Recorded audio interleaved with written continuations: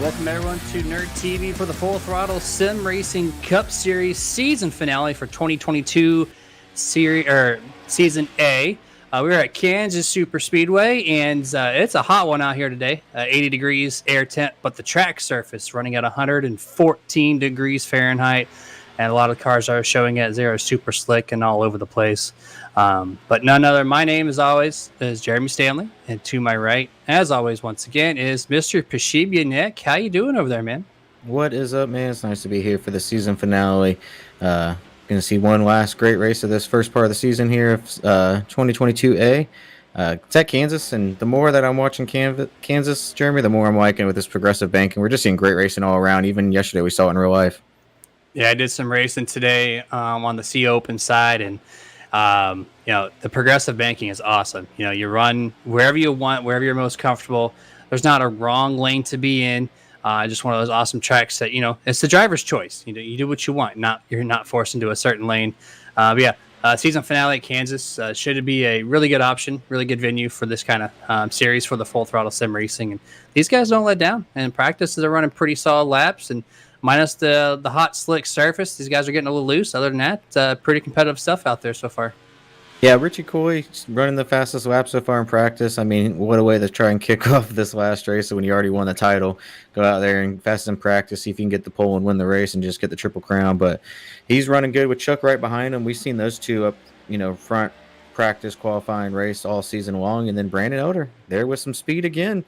Hopefully this is the season finale of this first part. We can keep this one clean and get him a top 5.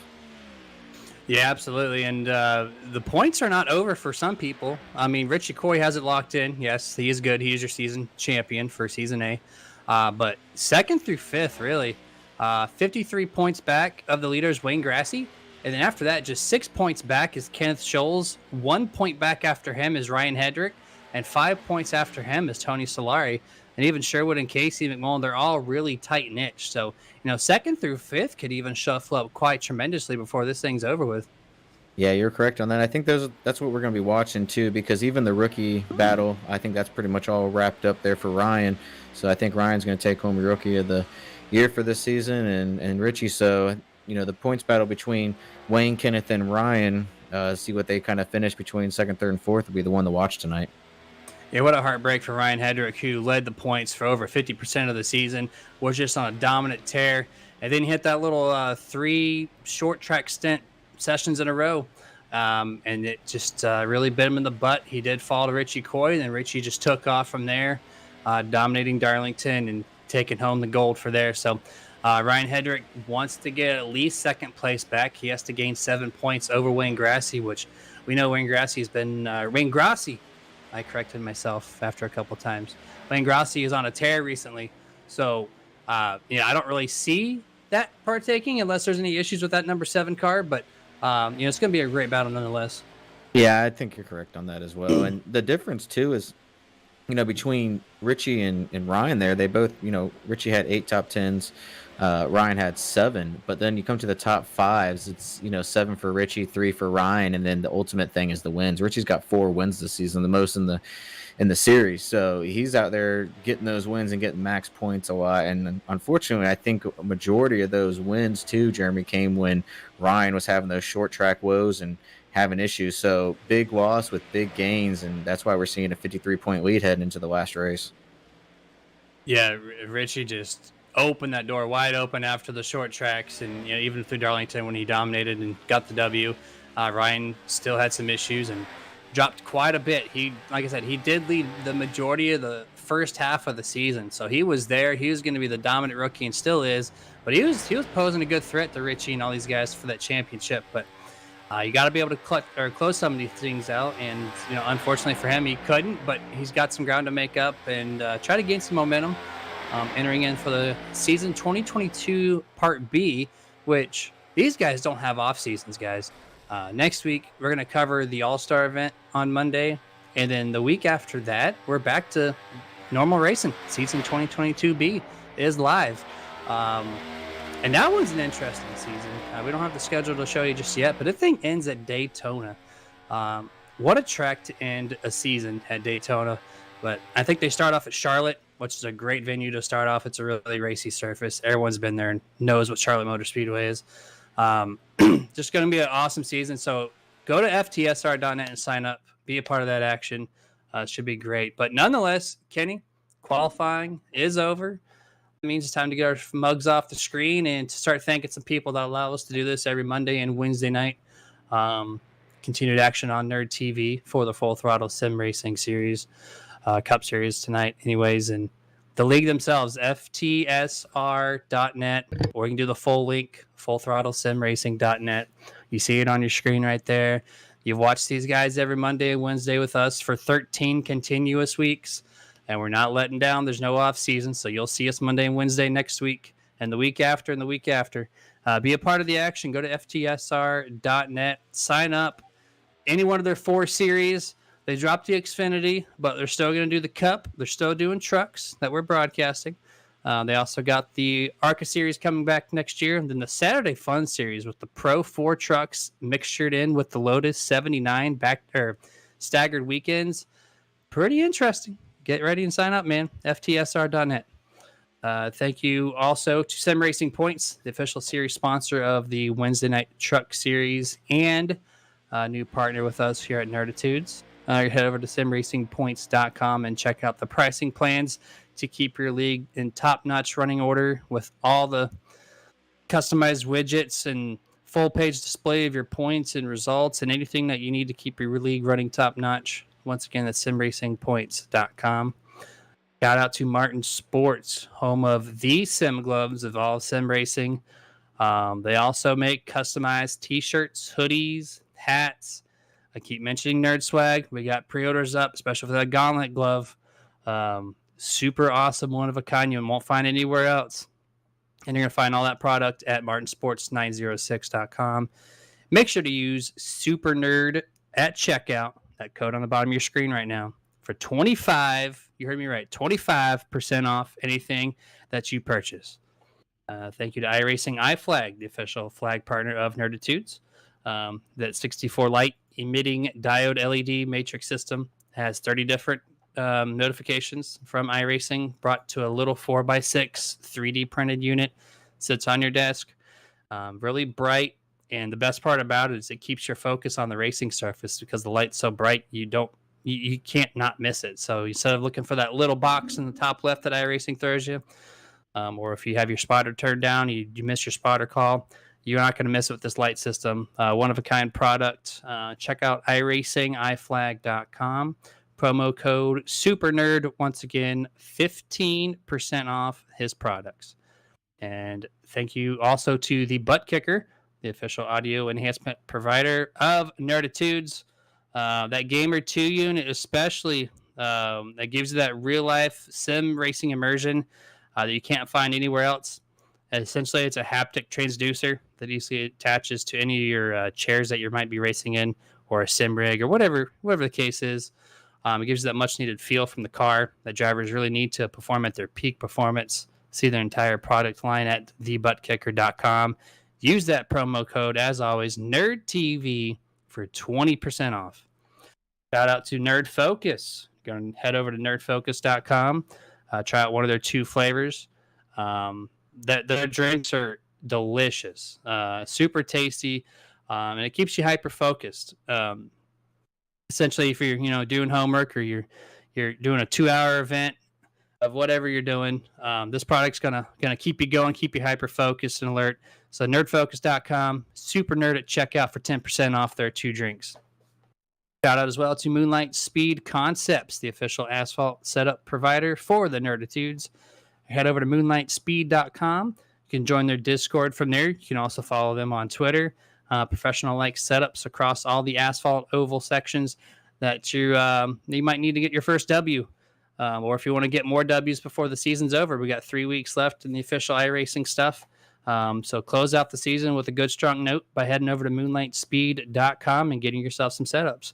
Also on the same side, but on dirt, House of Speed, houseofspeed.us. Once again, they have a Discord as well. Please join them. Both of these guys have awesome communities that are consistently talking to each other and working on things to make things the best possible product for you.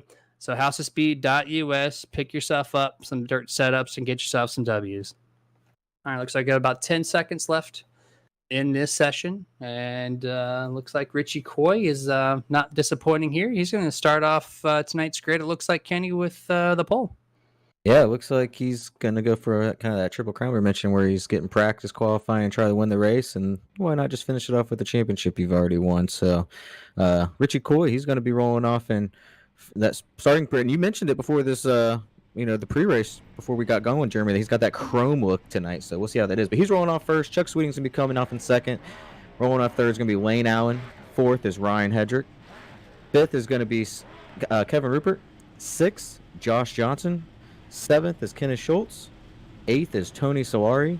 Ninth, Gil Gawk. And rolling off 10th, Sherwood Wilford. 11th place, you're going to find Wayne Grossi. 12th place, James Wallace. 13th place will be James Torrey, making his third start this season. Brian DeBlay, 14th. 15th place, Stephen Lou Allen. 16th place, Matthew Gehringer. And then also on a new skin, that Wawa machine. 17th, you're going to find Brody Hanna if he does join in. Does not look like he's gridding, actually. We'll see here in the countdown minutes here. Brandon Elder looks like 18th. 19th, Brian Bliss. And to round out the field, once again, Mr. Steve Loomis. I'm ready for this one, Jeremy. Seen some exciting racing on Wednesday in the trucks there, and I expect the same here with these guys. Especially, look who's got starting up front, Richie and Chuck. We don't even have to wait a couple laps for these guys to get together. They're already going to start 1-2 and put on a show from the start to finish with these 134 laps. Yes, this is going to be awesome. As you guys know, these two have been duking it out all season long, especially in this latter half of the season. And Kansas posed some super awesome racing in the real life stuff, especially with the next gen cars. These intermediates mixed in with these next gen produces some awesome racing, and these two drivers get it done the best too. So I'm expecting some awesome racing. Let's see who can prevail in that long run. And I think, with that chrome layer on that 19, I mean, it's all the signs of saying, hey, I'm the champion, so why not make my car gold, shiny gold, right, to celebrate my championship. Yeah, I mean, it's looking sharp out there. He's, the All-Star race isn't until next Monday, but he's just, getting that paint scheme. That's like an All-Star race paint scheme right there, that chrome finish. But he's getting it out now, showing this is the championship scheme. Maybe he'll bring something else out for the All-Star next week. Yeah, I mean, it's 1987 Cup cars, so let's see if he throws back to his dad once again like he did at Darlington. Let's see if he comes up with something new, or it's an open book for these guys. It's a one-time event for the old style cars to come on track for full throttle sim racing, and usually these guys don't disappoint on their paint schemes. No, definitely not. And I love those old school paint schemes. And look who decided to jump up to the high side early too, Jeremy. Richie Coy. He's going to be starting this race on the outside, putting Chuck Sweeting on the inside. We saw that pay off on Wednesday, so not surprised to see him start the race this way. Yeah, you rarely see the initial start with a lane change, but it is allowed. And Richie Coy knows that the high line on Kansas is it's a strong early contender. It all depends on how you have your car hooked up. And as we said in the pre-race, this is a driver's track. You can choose to run that bottom, or you can choose to run the progressive banking on the top. There's tons of grip, tons of lanes around here. But this track still is hot and slick, sitting at 112 currently. Green flag. But green flag is out underway for the season finale 2022A. And it looks like Richie Coy and Chuck Sweeting have a good side-by-side jump here as they about 3 car lengths entering one. Yeah, Richie didn't get the jump that he was expecting, or did get it, and Chuck just matched it. But as these guys, you can see that high side, they're just getting that run there. Richie Coy is going to try and get that momentum to take it by Chuck Sweeting. Those two, though, Jeremy, they put a few car lengths between them and Lane Allen and Ryan Hedrick back there. Ryan Hedrick already using that Kyle Larson line up against that wall, and looks like the 14 of Lane Allen's actually got a pretty strong machine on the exit of the corner, at least for turn number 4, that is. With that 19, Richie Coy and that DeWalt Ford Mustang taking early advantage, about 4 car lengths over Chuck Sweeting entering turn number 2. And you can already tell that thing's handling just the way he wants it, nice and smooth on the wheel. We see one car dipping down to the inside. He's going to lose. He's going to head back up into the wall, inside the outside wall. Hard hit. See the 6 car that he's going to run to the back of him as well. We're still green flag, Jeremy. No caution is out, and that is Chuck Sweeting's teammate, number 85 of Gil Gawk. Just gets slightly loose off the exit of turn number 2, avoids Wayne Grossi, and then slides back up into the wall. And it looks like he collected that number 6 as well of James Torrey making his third start this evening. But yeah, no caution is out. You're going to see that replay right here on your screen. Just coming off of turn number 2. Gets loose, avoids that number 7, slides up into traffic, which you hate to see. And then number 6 really had nowhere to go there. Checks him in the right rear. And 2 cars injured with this thing, but no caution. And the one that might end up getting the worst of that's going to be James Torrey, because I think, Gil's going to have some damage, of course, but I think James might actually, unfortunately, come up with the worst end of that. He's sitting right now about 8 seconds back, 10 seconds back now, running on 18th position. We've got another one coming down pit road here. Is that the 67 of James Wallace? 67 of James Wallace is indeed coming down pit road here. Looks like he has an engine that's expired. I see a little bit of smoke coming out the back. iRacing doesn't do tire rub smoke, so it looks like this is an engine issue. This should be the end of James Wallace tonight, unless they can pop that hood open to find what the issue is. Had some early troubles for that number 67 when he wasn't even involved in that wreck, Kenny. No, you see some damage there on that right side, so we'll have to take a look back and see if we can find what might have happened there. We might catch it here on Nerd TV very shortly, but both James Wallace and James Torrey not having the start that they wanted tonight. Yeah, I think I just caught that action for the 67. You're about to see it on your screen as well. Looks like turn number 1 was not James Wallace's friend for sure. Looks like he just got a little loose, and here we are coming into turn number 1, dives it in. 2 loose off the apron and takes that hard right turn right into the safety barrier. Heavy contact, and that's why his engine is smoking. That was just a hard hit. Yeah, that was hard. Just a little overcorrection and smacked the wall. And all I can think about is both Jameses as they're driving by each other, kind of doing that Spider-Man meme where they're pointing at each other. Because that's just too early for that. But like you mentioned, I think James also, he's definitely probably going to be done with this one with that hard hit to the outside wall. But as we see here on Nerd TV, Richie Coy still stretching out that lead, almost a second over Chuck Sweeting. Lane Allen's trying to make up some ground there, though, on Chuck, as you can kind of see him coming to the picture, and then everyone else kind of single file from there on back. James Wallace officially disconnects from the server, so that's going to put him dead last in the field. But yeah, Richie Coy's got about a 10 car length advantage. You see right now the 57 on your screen, now the 47 of Ryan Hedrick, having a pretty decent battle here. You have the number 1 of Kevin Rupert, just a few car lengths behind him, and then Wayne Grossi as well, sitting just inside the top 10 with a decent little battle going on here. Yeah, and I mentioned James Torrey might get the worst of that, but Gil Gawk, he backed out as well. So he is now going to be officially retired in 17th. So we're going to have 16 cars on the lead lap. So tough start there for those two guys, not even 5 laps in, and didn't catch a caution either. So that ended their night early, but great racing so far. We see, a couple of battles, but everyone else kind of spreading out. Good speed by Richie Coy. He's still just moving ground on Chuck Sweeting, and now Chuck's kind of moving some ground on Wayne Allen as well. Makes me question what the iRacing threshold is for when a caution should come out, because Gil Gawk in that 85 was obviously way under speed, crossing back up into traffic mid-backstretch. About 3 or 4 cars zoomed by him before that contact was made. Makes me wonder at what speed does iRacing throw that caution.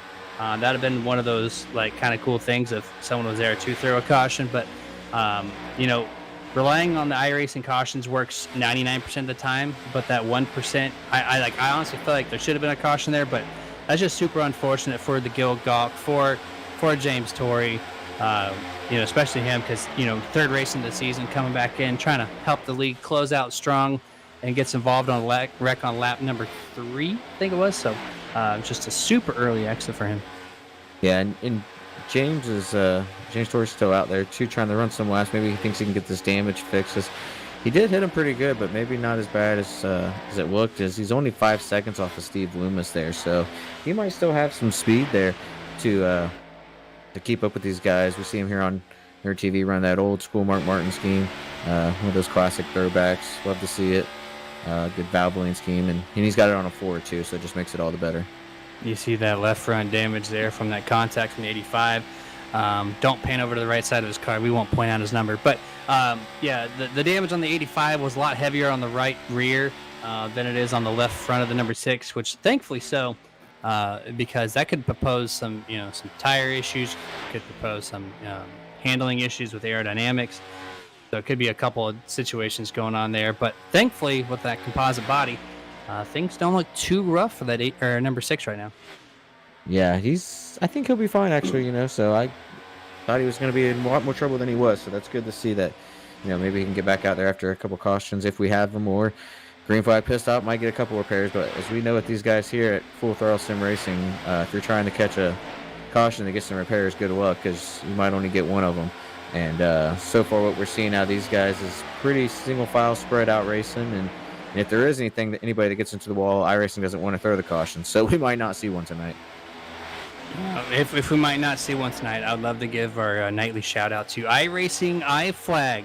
You might not see it used until the checker flag tonight, but as I mentioned in the during qualifying, it's that one-of-a-kind 3D printed object that sits on your desk, proposes all 30 different notifications that iRacing throws at you, and really confined, easy to see, easy to use hardware. So go to iRacingIFlag.com, pick yourself up one, and you're going to use that promo code SuperNerd, 15% off.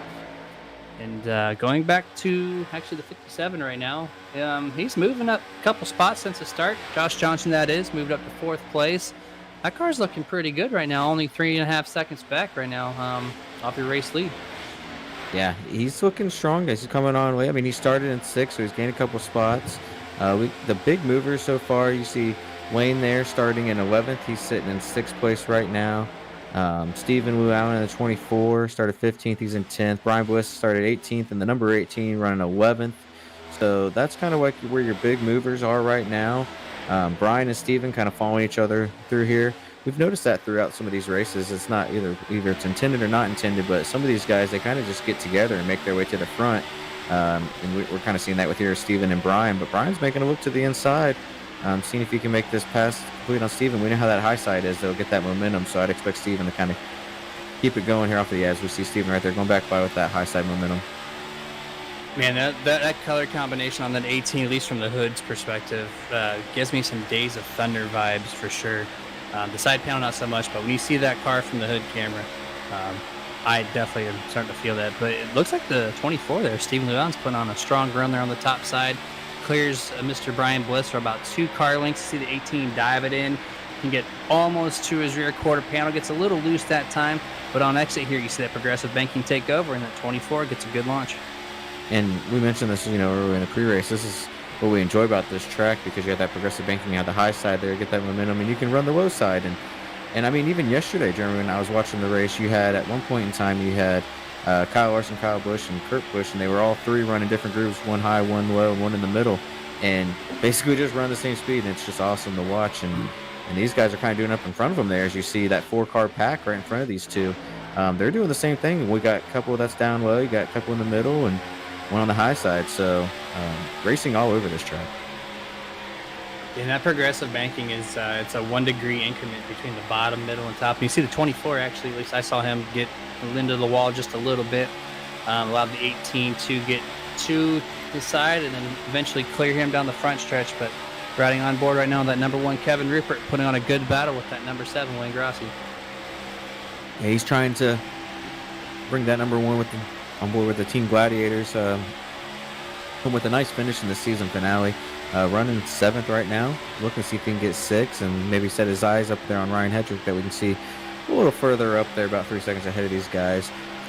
Speaking about 3 seconds, we're looking at Richie Coy too. I'm seeing he's still pulling on Chuck Jeremy. He's 2.8 seconds, almost 3 seconds away. And if we know anything about Richie, he's going to put a lead on him and then keep it growing. And especially once these green flag pit stops start rolling, I think he's kind of learned these last couple of races when people short pit him and then gain on him. I don't think he's gonna make that mistake again of going extra laps, and he's gonna come down and be on the same tick. But I'm not surprised to see Richie this far out this early. I'm gonna go ahead and let you finish your refreshment this time around. Yeah, that number 19 is bad fast on the long run. We all know this, but when you're also fast on the short run, then you're proposing some danger throughout the entire field. 2.8 over Chuck Sweeting, and then 3.5 over third place now, Lane Allen. Just the racing that Richie does at any track, it always surprises me, no matter what circuit we throw him at. The long run and even the short run, for the most part, is just always so good. This is how he's won this championship. He's done it just by putting in the time and getting those setups right with Fury Motorsports, and I think full credit to the team last week to get him this championship, and he's looking for many more. And what's what's great about this one too is he's dedicating the season to his late father. So, what a great way to put out their first season out since losing him. Gonna win the championship early, dominating performance all season, 4 wins, looking for 5 wins, almost half the races he's gonna go out there and win. So, just great overall season. Love to see it. Can't wait to see what next season brings for it, especially with the weight run Chuck's been getting too. It'll be nice to see these two guys going at it from start to finish. Yeah, Chuck's actually falling back just over 3 seconds at this point. 3.1. See a nice little onboard shot of Richie Coy taking multiple laps around Kansas Speedway here. If you notice that wheel is barely moving. That's a sign of a really comfortable car, even after 24 laps around this circuit. You see him entering turn number 1 here. A little bit of wiggle right there. These cars do loosen up around this track as the tire wear falls off, especially when the track's still sitting at a blistering 112 degrees. And actually, Chuck Sweeting, I'm watching him on my secondary camera, and he just got really wicked loose around the exit. So it looks like the tire wear is starting to show up for the 75 as well. Yeah, we're starting to see some wear further back too. I'm looking at Kevin Rupert finally made that pass there on Wayne Grossi and brought these guys close. Brian Bliss was able to make a double pass around Tony Solari and Kevin Schultz, and he's making his way up to Wayne now. After he got around Stephen Wu Allen, he's kind of checked out from him and making his way up through here. And Kevin Rupert, once he got clear of Wayne, he's starting to move some distance on him as well as he's trying to run Ryan. So a little bit of racing going on back here with these guys, as we see here on their TV. Brian Bliss right there making his way through this pack. Looks like a little 5-car pack here is underway.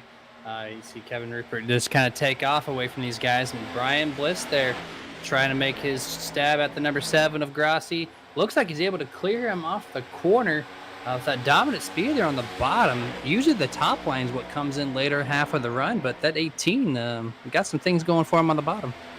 Yeah, he does. He's moving pretty good as I was watching him. Him and Wayne, as I've been looking, they've been kind of having a little blink battle going back and forth, but looks like they got it clear now. But Ryan's making that low side work. I mean, he's gained the speed on it. We'll see how the tire wear is going to come in effect, but he's the only one to really run that bottom side. We saw with Stephen Luan a little bit behind him, but he's falling off, so he's not keeping that speed-wise on the low side like Brian is. See on board here with Tony Solari in this number 11. He had a really good run there that last time in 3 and 4, and you see it right here. If he can keep that car underneath him, looks like he got some excellent speed. It just looks like about midway through that corner, the thing just gets a little tail happen. He has to lift to give it up so he doesn't wreck the thing. Let's see if he takes another stab at the number 7 this time around. There's some really good speed right here. This time it looks like he's able to stick it a little better. It's going to bring him side by side with that number 7. Dead heat at the line for lap number 28. And you can hear it there, the throttle control that he's got going on as he's trying to get that high side going, get the speed. A little loose coming in on entry, but he's going to keep that momentum and try and see if he can pull off a wing here. Coming off a 2. Wasn't able to get that momentum. You can see a little bobble there as he's coming off a 2, and that's going to give Wayne the opportunity to get back on the inside and see if he can get a little. Nope, Tony's just going to have that momentum. I'm waiting to see if we have a little Kyle Larson move like we saw on Kurt Busch yesterday, where he came up and put a perfect slide job and then got almost completely sideways, but was able to save this. So I'd expect maybe a little slide job here sometime this race. Yeah, the difference is they're on lap 29 of 134. They're not like, in the last stage or anything, but yeah. That was some pretty epic racing between that number 5 and 45 yesterday in the Real Life Cup Series. And who knows, will we see the little slide job where we put someone in the wall basically to take the W? Will someone be up there with Richie Coy to maybe they'll find some magic in the back half of this race to find some speed for that number 19 to get up to him? Maybe a late race caution to change up some strategy. Yep. You've seen it all here at Full Throttle. Yeah, we see. I mean, it was either last weekend or week before last where you saw Chuck and Richie one dominated one half of the race, and the other one dominated the other half of the race. So um, we'll kind of see what happens. So far, what's showing is just Richie's just got this track down. He's got the setup matching perfectly. Chuck's still fast. I mean, he's sitting there holding second over Wayne Allen by uh, almost a full second on Wayne there. But just Richie's just in another area. Like you mentioned, that Fury Motorsports team with Brody, Tony, and Richie, the way that they have these setups that they've been running all season. We saw it with Brody, the start of the season, won 3 races out of the first 4. Now you see Richie's won 4 races. Tony's running up there in the top 10. So those Fury Motorsports guys know how to put a setup together. I would not count Brody in that list for the Cup Series because he hates these cars, even though he does so well in them. So I don't know if he's actually turned some laps with the boys this week, but he gives all the credit to Brody and Tony, helping him out, this and that. Tony's got that same setup too that Richie's running. And it's just, it looks like that setup just, really prefers Richie's driving style more so over Tony. But Tony's not doing too bad, still staying in the top 10. Kind of where he's been floating around for this back half of the season. Just kind of, he hasn't been there contending for the wins, but he's been in the upper half of the field each and every week. So still overall, minus the fact that you look at Richie and Chuck, Tony's been there. He's been putting on some pretty good stats. Yeah, Tony definitely has, and we saw right there he made the pass on Wayne, and he was able to get around Brian Bliss as well. So Tony moving up 2 spots from 9th to 7th. Seeing if he can catch up to Kevin. Kevin's sitting about a second in front of him. Hard hit on the inside wall for Brian Bliss. No caution again, Jeremy. As we see, there it is. Yellow flag is now out as Brian Bliss's day is done. We saw it there just on the tail end of that camera angle, watching Tony go off the exit of turn number 2. I saw that nose at 18 dip down to the bottom and wasn't sure how that was going to prevail. And then I heard your reaction. I was like, well, that's got to hurt. And going back and looking at it, he stuffs that inside wall. Makes me wonder again about the caution situation because he was way outside the racing surface, but iRacing thought that he was close enough to where that yellow should come out. Yeah, he. I don't know if it was him stopping is what set the caution, or if just the caution came out right before he stopped. But it did take a while for it to come back out. So, that's unfortunate though for Brian. He was having a great run, just got passed by Tony. He's still running 8th position, and that car's done. I don't think there's anything left that they can do on that one. That's unfortunate with the season finale here, running so good, top 10 finish for sure, and now we're gonna sit back in 16th.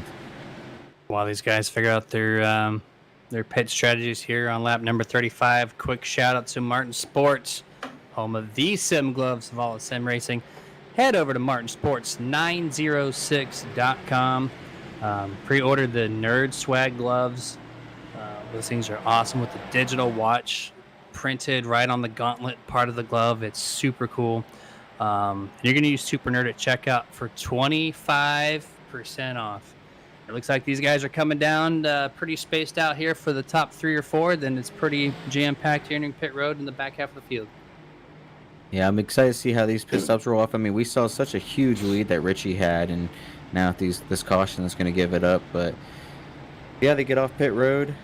Richie came in a little bit slower than he probably wanted, but he had such a good gap on these guys that I don't think he'll have a problem coming off. Even by the time he stopped, Chuck was just pulling in.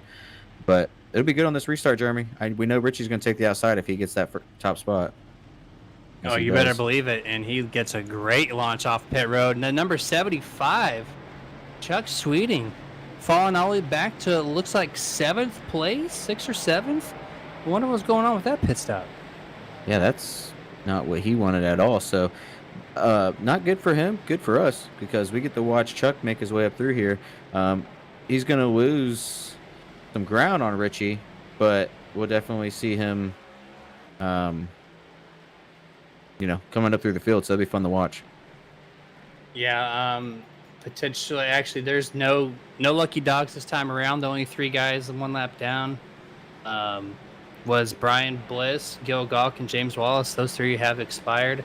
We see Steve Loomis coming down for his pit stop right now. Actually, he might have been the wave around. Let me go ahead and fact check myself here. I did not think he was a lap down when that caution came out, but yeah, he was. There's a couple of them. I think it was Steve Loomis and James Torrey that were a lap down. Now, if he got the lap back, I'm not positive on that, but I know they were a lap down before that caution came out. Okay. Yeah, I just didn't see him wave around the car there, so I wasn't too sure. But yeah, okay, I did see the number 6 take off around the pace car. So uh, James Torrey looks like he was your lucky dog reward recipient. Number 6, the Valvoline Ford Mustang. Go and get yourself lap back, man. Hashtag get a grip, lucky dog driver. Yeah, I think also I overheard on the radio earlier, Steve and James here were actually battling each other when they got passed by Richie, and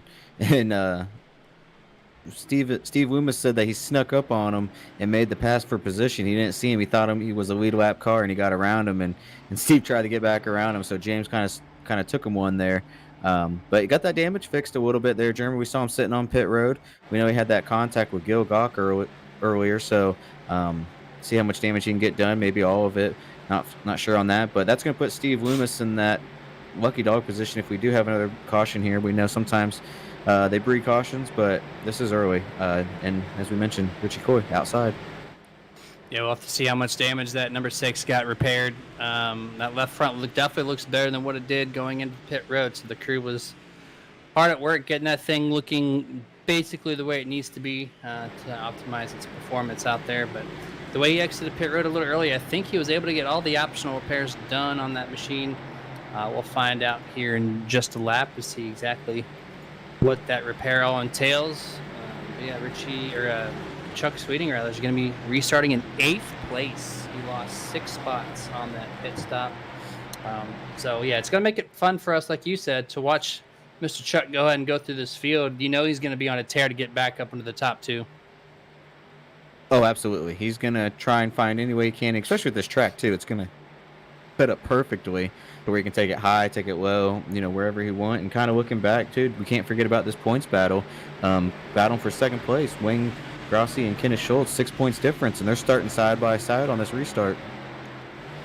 Yes, is absolutely true. So we'll see what that entails. 7 points right now. There's only 1 spot difference between these guys, and looks like they're both pretty strong. So it's going to take trouble for one of these guys to, change up the game on the point system. But pace car is down. Let's see if Lane Allen can do anything with that number 19. Early on tells me no, but we never know. Green flag is out. Mr. Larry throwing the flag. Richie Coy with an excellent start here. Lane Allen's going to single file out to second, and then side by side there on back. Yeah, and Lane Allen was kind of sitting back on that restart, Jeremy. He was maybe sitting at his rear quarter there before they took off, and that gave Richie plenty of space and plenty of room. Lane squeezed in behind him, though, here on the backstretch, and Tony Solari is going to settle in third. But Kevin Rupert, Jeremy, having a heck of a run tonight. He's going to push it into that third spot, see if he can hold it as they're coming off a 4. Tony Solari backs up that entry a lot, tries to get a good launch on the exit and just not get there. Wayne Grossi passes him around with the number 1 as well in front of him. That's going to drop Solari back to 5th place. Moves up Wayne Grossi into 4th. And Kenneth Schultz backs up to 8th place. I was just looking at Kenneth Schultz backing up and Wayne Grossi moving forward. So we just mentioned that points battle, and that's just helping Wayne. He's already got that 6-point lead, and he's just trying to pad it up as much as he can. As he's running that middle groove there, Jeremy, we see about 3 grooves in this track, and he's sitting there right in the middle, coming up high as he's coming off the exit. So Wayne's the only one that's kind of sticking down low. Everyone else is running the high side right now. Kenneth Schultz and Ryan Hedrick, 1 point separates them entering this race. And on the scoreboard, Ryan's got him by 2 spots. That means right now he's going to take home that 3rd place in the championship if they finish in this particular running order. So really close battle here. And that's going to shift the 57 there on the bottom of the backstretch there. No caution. Actually, the caution is out now. 2nd caution of this evening on lap number 41, this time involving that 57. We caught it late there of Josh Johnson. Yeah, we saw a hard hit there on Nerd TV. We caught it late, as you said. Coming down, let's see if we see it here, what happened. He was sitting there running right behind Tony in the 6th spot. And, yep, just same way we saw it earlier with Brian. Just comes on down and hard hit. I mean, we see that whole back end just shrinks up as he hit that inside wall. Yeah, it looks like he door slapped the exit of turn number 2 outside wall. And he tried getting off the wall, or the car just got loose, and it shifted him down to the bottom. And just like he said with the 18, makes heavy contact there. You see that slap off the wall and heads down, and douche, heavy impact. And his actual rear bumper bar area is pretty bent up as well, so there's some chassis damage on that 57. You can see right before he hit the wall, he tried to turn it, and it whipped it, but that's what sent it right to the wall with that rear end, is him trying to just correct it just enough, but I think that gave him more power to spin it right into the inside wall. So that's going to put another one down. Heavy damage on the 57 there, Josh Johnson.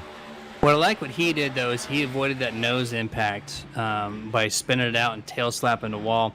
That gives him a chance at still running around this place up to speed.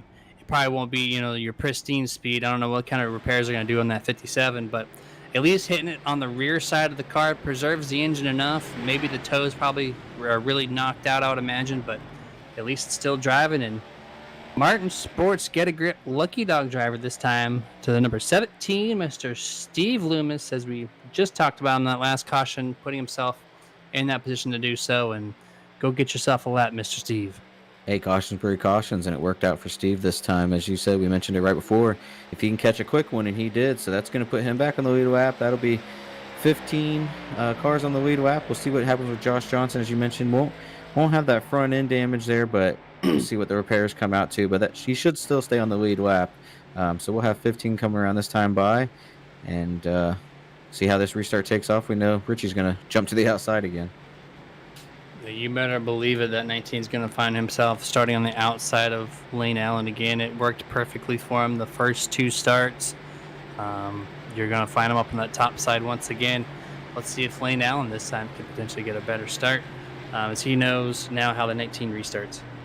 Yeah, I think Wayne, he also needs to kind of close that gap a little bit. As I mentioned before, on that last restart, he was sitting half a car length, if not more, back. And that's just already a disadvantage on the start, especially if you're going up against Richie, who we know is excellent on these restarts. So, you want to get up on him, and this isn't something you got to worry about, like someone playing games and hitting the brakes on you or anything. These guys don't do that. It's all fair, clean racing. But yeah, just already losing ground on Richie on that start's just not something you want to do. So you might want to close it up just a bit here on this restart. You gotta feel out the guy, right? You gotta know where he likes to start the restarts. If you're smart as the leader, you want to change that up so you can't be fully followed. But there's typically a comfort zone with drivers and where they like to restart. So if Lane can figure out where Richie's starting, maybe give himself a good advantage getting into the bottom side of turn number 1 and 2, maybe have enough speed to try to clear him off of 2. Because these cars are building up speed going through 1 and 2, so the inside line typically is fastest unless your car just feels way more comfortable on the top, which in this case we know Richie Coyne, that 19, likes the top side. Yeah, he's a fan of the top side, as we've seen all race. He's kind of been running it the whole time. Restarts every time up on the high side, and yep, he's elected to take it again, so he's going to start up there. And the other one, we kind of mentioned before with Wayne and Kenneth Schultz, they were starting side by side on that last restart. This time you're going to have Wayne. He's going to be starting in that outside lane, starting in right behind Richie, and he's got that preferred position. So if he can play this one right in his cards, he might come out second, but definitely third if he can get a great launch and a great run in 1 and 2. Yeah, this is going to be a great chance for Wayne to kind of shine here and try to run in the top 3, maybe get himself in that second place, see what he can't do. Chuck Sweeting gained 2 spots on that last restart, so you're going to find him directly behind Grossi there in 6th place in that number 75 Gator Racing Chevrolet Camaro. He's got an agenda to get back up to 2nd place as well, so this should be a pretty good restart here. Yeah, I'm excited for these restarts on this track. It's just fun track to have, and especially with that progressive banking, it pulls off those great runs. And I love seeing those high side runs. That's, you think you got them, and then nope, there they go on the outside. So expect nothing less on this restart as we're getting ready to go green flag again. Richie Coy setting himself up for a good restart. Let's see what happens this time around. Does the 14 find out a way to clear the 19? Who knows? Restart is out. 14 actually had a pretty rough restart, caught him sleeping. Number 1 on his rear bumper. It's going to allow Wayne Grossi there in that number 7 to kind of get side by side temporarily with him, but the 19 kind of checks up there and allows the 14 to almost clear him. And actually, he does a bad restart through 1 and 2 for Richie, and it's going to allow the new leader for the first time, number 14, Lane Allen, but 19 is quickly on the attack. Yeah, you see Richie just walk right back down to the bottom. He's going to try and hold that thing on the bottom side and just get that run there to try and get around Wayne Allen. Had a great restart, and we saw Tony Solari there as I was looking back. He had a little mishap there on that start going in the one, got a little loose and had the back out, but everything's good. Everyone's single file as they're heading down to the 1 and 2. Chuck Sweeting is now at the 5th place on the attack, moving. Looks like he's getting a really good launch here off of turn number 2 as he's running pretty high up against that wall. Number 7, Wayne Grossi, back to 4th place, as you said. Not really having the best restart there. The number 1, Kevin Rupert, highest running position in that Gladiator of Racing Ford Mustang. Doing a pretty strong run here. Exiting turn number 4 in 3rd place. Yeah, Lane Allen though, Jeremy, he's holding strong. I mean, Richie's slowly making some advantage. He's trying to go down there on the apron and get as much ground as he can. Little bobble there as Lane Allen's holding it tight up against the wall. Richie Coy losing it there as we see in the rear view. He's going to lose the spot to Kevin Rupert. He tried gaining. I think he's pushing it, trying to catch back up. And Jeremy, that was a close call by Richie Coy there. Typically, Richie is very patient, but this time he knows his car's fast and he's changing up his lane. You've not seen him run this low on the track. He's trying different things, and his car's not accepting. He needs to get that thing back up to the top side to run at his peak performance. You see him going on the inside of here. Number 1, Kevin Rupert, shoots it down deep. We might see that slide job. Nope, he actually sticks to the bottom this time. Kevin Rupert was a pretty good center corner speed, and then the 19 almost closed the door on him. But the number 1 with a huge run off of turn number 2. Thought about that slide job, as you mentioned, as he was coming up, just realized he wasn't going to be able to complete it, so he backed out of it, kept it in, though, and side by side, he's going to try to clear him as they're coming off of 4, but I don't think he's going to get him this time either, Jeremy. Nope, he's not going to try it, like you mentioned, too early. If this was 5 to go, he definitely would have been making that move there, but we're sitting here at lap 50 now as they're coming across the line, so he's going to slowly pick off these guys, make a move. I think he realized, let me kind of back off here, as he saw what happened last lap, where he got a little loose off their 1 and 2. The heat's in the tires now for that number 19. Little wobble off of turn number 2, but he still kept it going. Gained a little bit of ground on that 14. He's about a half a car length now. 14, Lane Allen up in the marbles, running right up against that wall, that Kyle Larson lane, doing some work for him. Gets a great launch off of turn number 4, but the 19 shortcut in the track, going to bring it right to his rear bumper, and he's going to stay single file with him through 1 and 2. And Richie's, you see right there, he's kind of losing a little bit of ground. He had getting a little sideways on entry there. We got a car in the wall here. Back off of turn 2, coming down the inside. I have to take a look and see who that is, but we do have one that got up into the wall there. Looks like the number 33, Sherwood Williford. This time that stealthy silver and matte black number 33 just gets loose heavy into turn number 1. And then maybe some slight contact. It's hard to tell from my camera angle. With 37, you're going to see right here on their TV, just gets a little loose right there. You see some tire smoke. Still loose. And I don't think there's actually car contact. I think he just got loose himself, overcorrecting to the wall, and that's going to put a big damper into his night.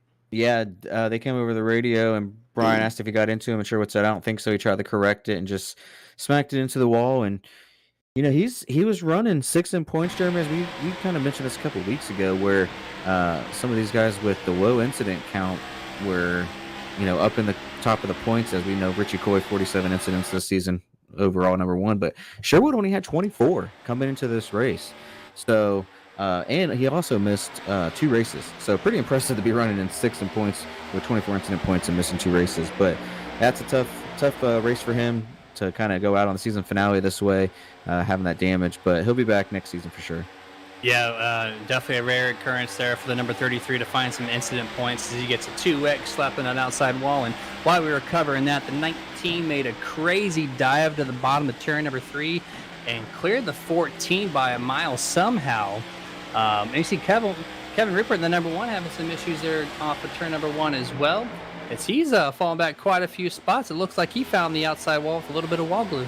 Yeah, and everyone just freight trained him right around, lost 3-4 spots, and he might lose a couple more, as we see Stephen Lou Allen. He's, you know, raced a handful of races here at FTSR, already had 1 win. That's going to walk him into next Monday. That's always nice. You come in, win the first race at the Bristol Dirt, lock yourself into the All-Star race. But we see him coming up on Kevin Rupert trying to take over that 7th position.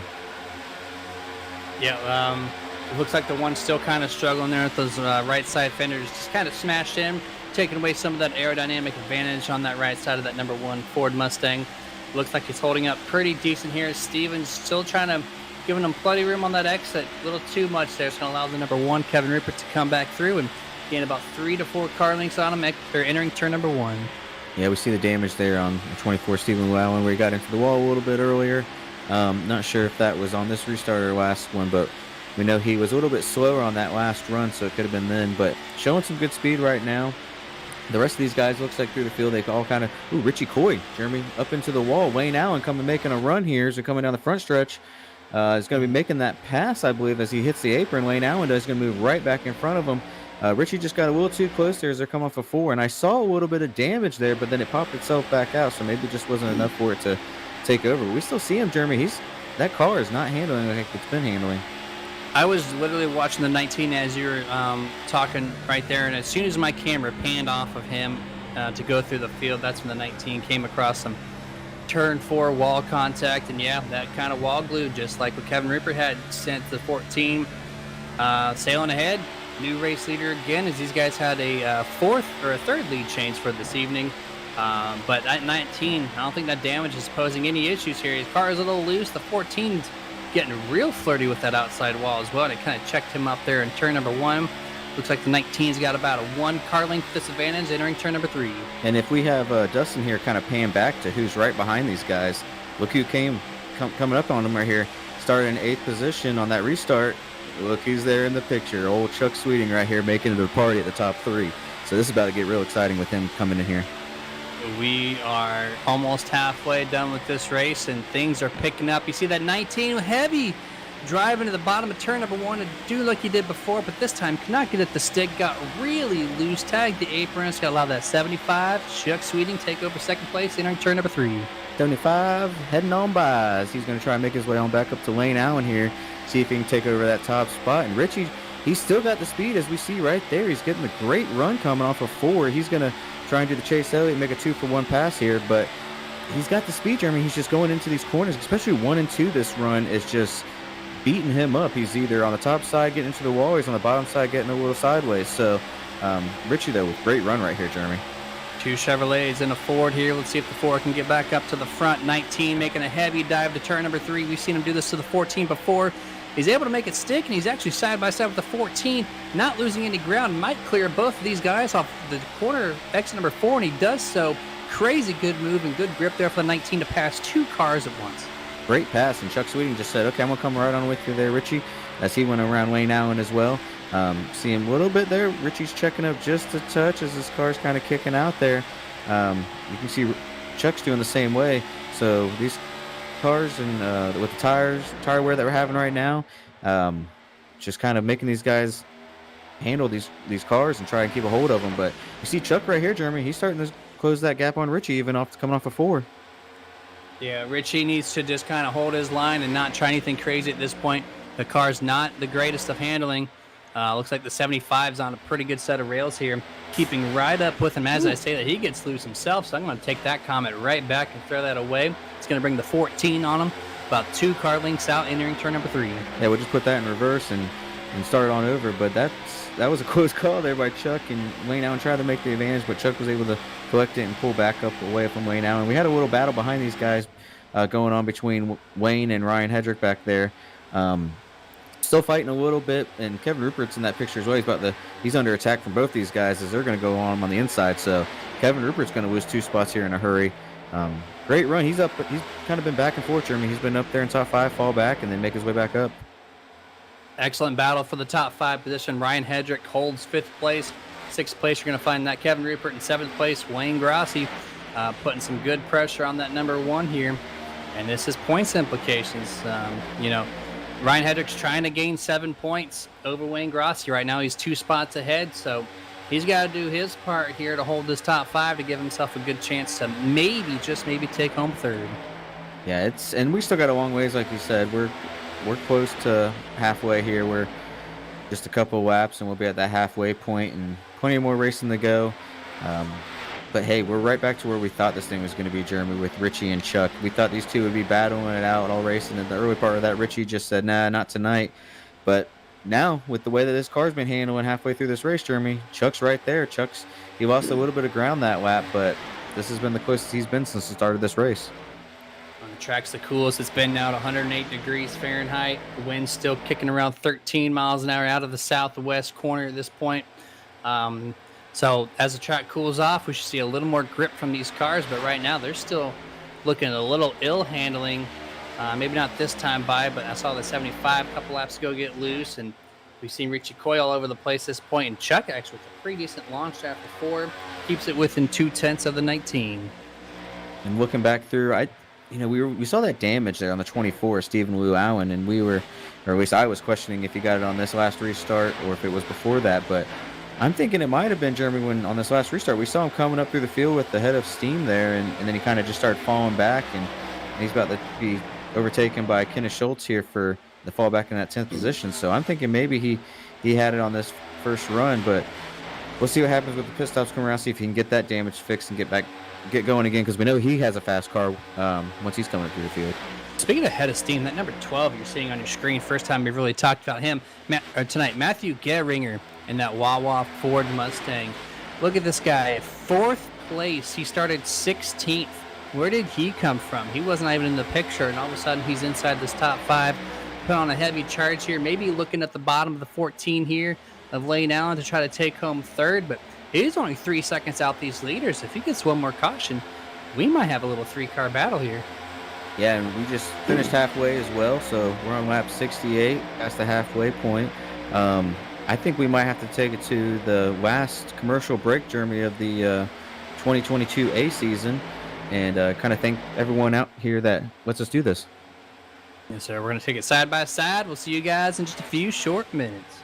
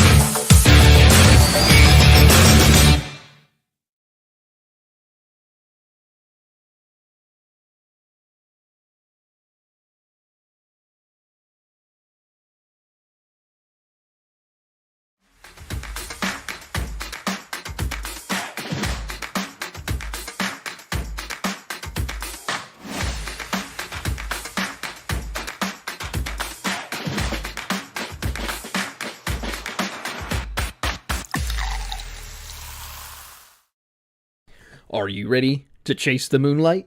Community-based and talent-driven, Moonlight Speed Concepts has what you need to take your iRacing experience to the next level. Founded by passionate owners that care about the community and housing some of the top setup builders and drivers on the platform, Moonlight Speed Concepts offers custom paints, driver coaching, and setups for dirt, asphalt short track racing, and eNASCAR competition. Partnered with top brands in both real world and simulation. Follow us on Facebook or visit moonlightspeed.com and find out why these businesses chase the moonlight and why you should too. Moonlight Speed Concept, where all we chase is moonlight.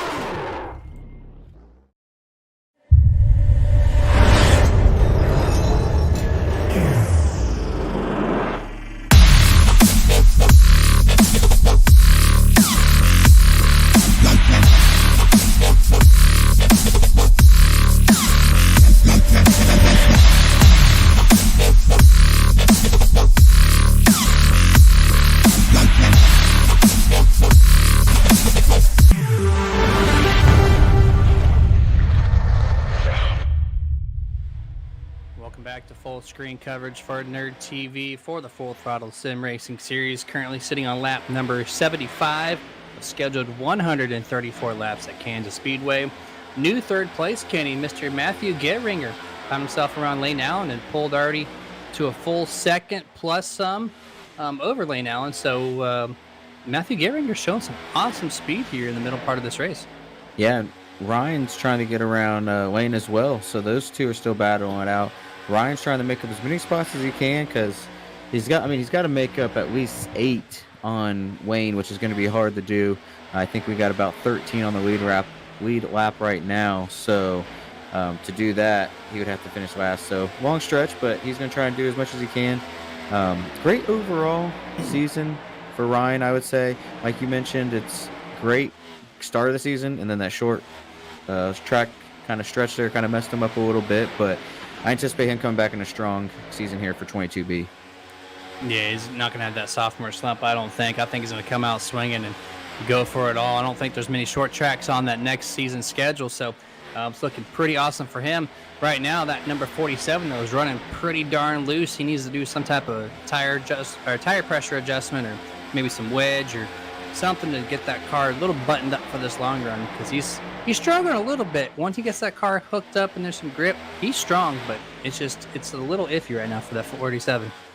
Yeah, and he gained some ground there. I don't know if you noticed how much room he gained, but Matthew and Wayne both. Matthew got a little sideways, and so did Wayne, and he smacked into the wall that last lap going into 1 and 2. So that let Ryan close the gap on these guys as Lane got a little damage, and Ryan just lost a little tire wear, no big deal. Or sorry, Matthew lost a little tire wear, no big deal there, but that closed Ryan right up to him. Issues for the 19. He lost the lead to Chuck Sweeting in a big hurry here. Looks like turn number 1/2, Richie got loose and got some wall glue. Didn't really hurt the car much, but allowed Chuck Sweeting to go about a 1.2 second lead over Richie Coy for the 4th lead change tonight on lap number 78. Yeah, he definitely had that wall glue, and this time it gave him the damage, and it kind of made him stick there, but not what Richie wanted. Richie's been fighting that car since this last restart. It hasn't been doing like he's liked all night, but that time it snuck up there and got him a little bit harder than it had before. I think he's adjusted his strategy, so he was really focused on getting around Lane Allen. You see right here on the replay here. Just gets into turn number 1. Looks like it's a pretty good entry, then just wiggle right into the wall. His money's not jiggling. So he falls to now 1.8, as this car actually might be hurting a little bit more than what I was thinking. Because it was 1.2. He lost 0.6 that last lap. Yeah, his money folds, but I don't think he's going to fold on this one. He's going to try and make his way back up here with Chuck. And as much as I'd love to see the green flag pit stops, I'd also like to see a caution just to close these guys up to have some tight racing. So either way, I want to see these guys kind of close it back up because, as we mentioned with Chuck and Richie, this whole season really, when they're up front battling, it's been a great battle. So I'd like to see Richie kind of running back down and close this gap up a little bit. Yeah, when the pit crew of the 19 comes and services that car, that crew is going to be dribbling those tires up on that car and change them as quick as they can to get him back to where he knows best, which is that race lead. But that 19 actually gained 0.2 that time, so maybe he's finally regrouped it. But as I was saying before when we went to that replay, he's been changing his line. He was trying to get around the 14, trying to do some things, threw his car into some lines that he's not used to running, at least in this race in particular, which I think kind of messed up his tire wear and how he likes to set his car up for the long run, which we've seen him, bite the bullet on that and continue to get loose. But at this point, he actually gained 0.6 on Chuck Sweeting that lap alone, but they are heading into some lap traffic. Yeah, I was just about to say he gained a lot there, but kind of lost a little bit to Steve Loomis there as he's entering 1 and 2 and lost time. But then as we see here on our TV, Steve Loomis was kind of up in the way of Richie Coy's line on the high side, and that slowed up his speed as well, so kind of balanced itself back out. Once we get by these guys, I think we got a little ways in front of them until we have to worry about the next lap traffic, but we are starting to come into it. So between lap traffic and somewhere along the lines, we might have pit stops coming up here as long as this thing keeps going green like it is. Maybe a potential change here for the top 5. It looks like Wayne Grossi gets around the number 14 of Lane Allen, so new top 5. Wayne Grossi into turn number 3, passes him no problem. And that 91, Kenneth Schultz slowly made his way back up to 7th. And after that initial restart, which he fell back to 8th or 9th, just kind of been stagnant. But right now he's finally making a late run, a little charge here to maybe creep into the top 5. Wayne probably heard us talking about Ryan trying to make up as many spots as he can, and Wayne said, "Nah, let me just get up here and put Ryan behind me, and we don't have to worry about this conversation." He wants to lock up the second place in points, take that momentum into next season, and carry it on, because we've noticed in the second half, Jeremy, I feel like Wayne's kind of come on a little stronger the second half of the season than he has the early part. Yeah, Wayne has been there the first half, but the second half definitely has been in contention. He's only one of 3 drivers that has made the entire 2022 A season for the Cup Series. And with this kind of speed that he's showing off, he could be, up there, way closer to Richie next season if he keeps this momentum up, maybe contend for that lead. I think Richie had stated during the interview he's probably not going to make all the races, if I'm not mistaken. It's either that or Bobby. I can't really remember off the top of my head, but so there might be some shifts in the points battles for next season. But Wayne, if he can make all the races, he's setting himself up for a really strong contention. Yeah, I think it was Bobby that mentioned in the Truck Series he's going to be taking a couple races off. He got that championship for, I believe it was his 9th championship here at FTSR. So I think he's the one that's taking it off. But yeah, Wayne, he's come. I mean, he had the motivation was to come up in the booth and tell us that we were saying his last name wrong. So after he did that, now he had to find some new motivation. I think he's found it, because, like you mentioned, 5th place right now, started 11th, and you can see Ryan right there in front of him. He's running them down, and right in front of him is Matthew. He's not too much further ahead, so potentially he can go from 5th to 3rd here. Just depends on how this run keeps going for him. Yeah, he's found himself back-to-back times now in the booth, and could potentially, if he keeps this run up, might be able to find himself there for a 3rd time in a row to close out the season. Currently running in 5th place. He's only 7.5 back of the race lead, but 3rd place. I see the 47 coming down pit road. Looks like the first leader with Canada Shoals behind him to make their green flag pit stop on lap number 87. That should put them just under 50 laps left to settle this thing out. Yeah, we see Kevin Rupert coming down. Brian Dubois coming down as well. He hits the cone, walks it up. Hopefully there's no penalty on that. I'm taking a look back at Kevin Rupert to see how fast he came on the pit road, because he was coming down in a hurry. Pit road speed is, I believe, 45 miles an hour. And looking at Kevin Rupert as he hit that cone, he did drop it down, Jeremy, but he was about 55 when he came down. So let's see what happens with him, if he was able to get down in time, or if he's going to assess a penalty or not. Yeah, you are correct. 45 miles an hour at the line where the cone's at. You have to be there. iRacing is very picky on that.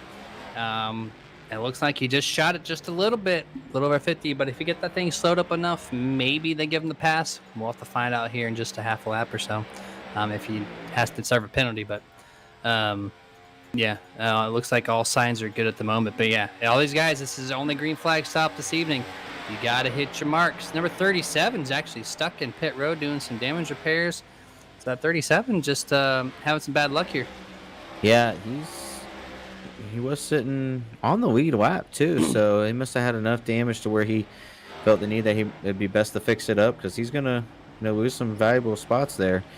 Looks like Kevin Rupert's coming around too, Jeremy, so he did avoid that penalty, was able to blow it down just in time. So that's good to see. As we see the 37 right there, as the 6 overshoots his pit box there, 37 makes his way off pit road.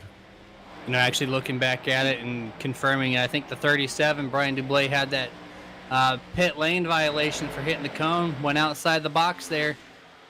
He was down to speed on time, but he just missed the mark, and so I think he had to serve that penalty, which is why he had to hold that time there.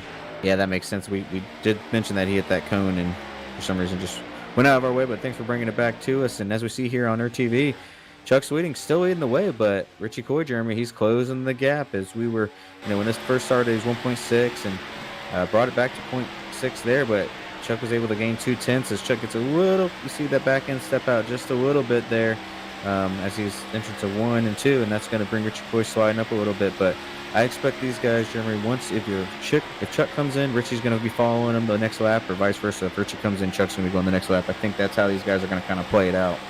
If I know Richie at this point, he's going to wait for Chuck to pit. He's going to wait a lap or two, and then it's going to be all him on that long run. We'll have to see, though, for sure how this plays out, as we're currently on lap number 93 of scheduled 134. So this brings you to 42 laps remaining in this Kansas 200. Yeah, great racing so far. Only had, I believe, was it 2 cautions, maybe 3 cautions, I so far. Yeah, 3. No, it was only 2 because we thought we were gonna have another one. So far, pretty good racing. Spread out most of the time, but when we have battles, Jeremy, we're having good battles all over the track. And these 2 leaders, even when we had 3 of them battling there for the race lead at one point in time, but right now it's kind of Chuck and Richie we've seen most of the race. Yeah, I mean, they're definitely the class of the field tonight, and there is a couple of people passing each other, but it's all for lap traffic for the most part here. Everyone's pretty spaced out. As the green flag pit stops do cycle through, I'd imagine the action's going to pick back up once everyone gets cycled through. But you see the number 7 Wayne Grossi going around the number 12 Matthew Gehringer. That's going to be a new position for 3rd place, as that number 7 has found himself currently in the podium spot once again. He's just making his way up here. He wants to make sure we get his name correct, for sure this time. So he's trying to get up into that podium and stay there. But again, just another great run. A little coming down quick there. He walked up the tires there on the 12, I believe, of that Matthew Gehringer. It looks like it's the Wawa machine there. But yeah, it was him as well. So nice speed there to walk it down. Steve Loomis, we see he's coming down pit road. So a few more guys taking pit stops right now. Yeah, Matthew Gehringer noticed that Wayne Grossi was so much faster, and it looks like he had a really slow entry getting into pit road, that number 12 Ford Mustang. So he finally makes that stop with him. 19 on your screen gives up 2nd place. He actually comes down before Chuck Sweeting, so apparently I do not know him well enough. But it looks like the 75 is on the radio saying he's coming down pit road this very next time. He knows Mr. Coy's going to have 1 solid lap of fresher tires that might be making or breaking that lead change here. Yeah, just kind of, I was thinking they would do as soon as one would pit, the other one would follow 1 lap later, and that's exactly what happened. Richie Coy came down, and Chuck said, nope, you're not going to get any laps on me, so he came down that very next lap. So we'll see where these guys separate. They were 0.8 difference from when Richie came down made his pit stop to when Chuck is. So once this cycles through, we'll see where these 2 end up. That's going to put Wayne Grossi there. He's going to be sitting P1 right now until he makes his pit stop, but he's going to be able to take a point there, which he wants to definitely walk that 2nd place in the championship, so that point's going to come in handy. Absolutely. Jacks are up on that 75. Let's see if they can get around, get 4 fresh Goodyears on him as quick as possible, get him back on the racing surface. Wayne Grossi getting those points. He's coming down pit road this time. He was your race leader. He's now going to give that up.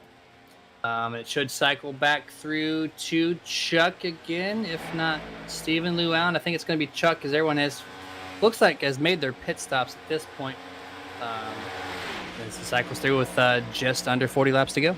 Yeah, we see Chuck's just now coming back on the backstretch, and Richie's got a full head of speed coming off of turn 2.